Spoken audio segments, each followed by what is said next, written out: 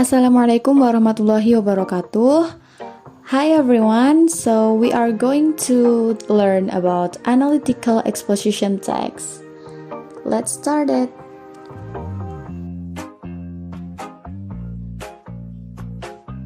So, what is analytical exposition text? Analytical exposition text adalah salah satu jenis teks yang ditulis secara kritis dengan memfokuskan pada satu sisi argumen saja.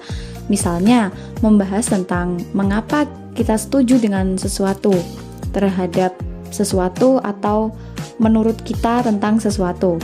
Nah, tujuan teks ini adalah untuk mempengaruhi orang lain atau persuade others. Penulisan analytical exposition text juga harus berdasarkan data-data dan fakta yang relevan untuk mensupport argumen yang diberikan. Lalu, apa sih tujuan analytical exposition text? Tujuan teks ini lebih memberi keyakinan ke pembaca bahwa topik yang dibahas memang penting untuk menjadi diskusi bersama.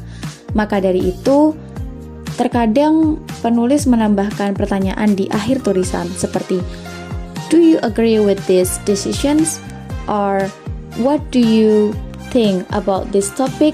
Begitu. So, next, language features atau ciri-ciri kebahasaan dari analytical exposition. Yang pertama yaitu fakta terkini. Teks ini membahas fakta atau hal yang terjadi di masa kini sehingga kita perlu menggunakan simple present tense. Yang kedua, our opinion. Karena kita perlu mengutarakan opini kita juga perlu menggunakan kata-kata yang dapat digunakan untuk mengekspresikan apa yang kita rasa atau pikirkan, seperti experience, seems, feel, know, think, realize, sense, and each other. Yang nomor 3, conjunction.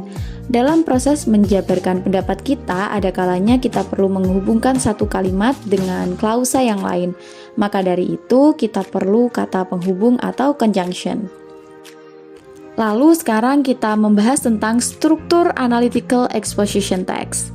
Yang pertama ada tesis. Bagian ini merupakan topik utama yang ingin atau akan kamu utarakan.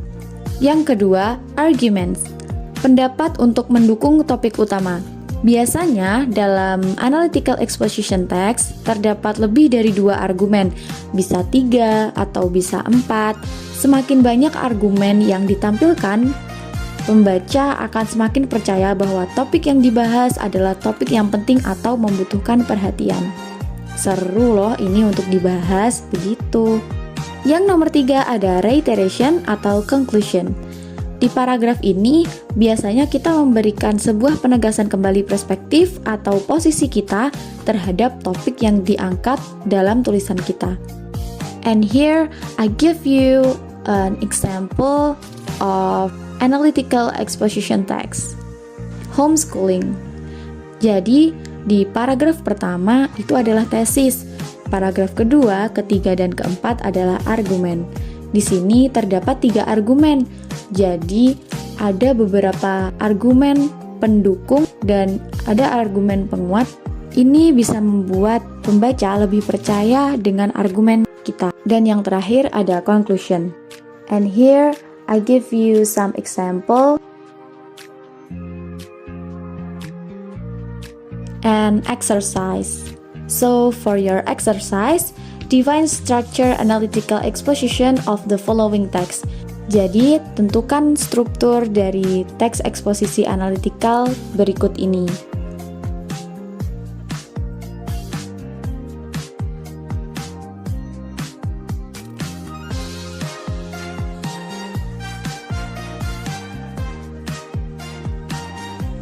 And that's all my presentation. So, thank you for watching and Assalamualaikum warahmatullahi wabarakatuh.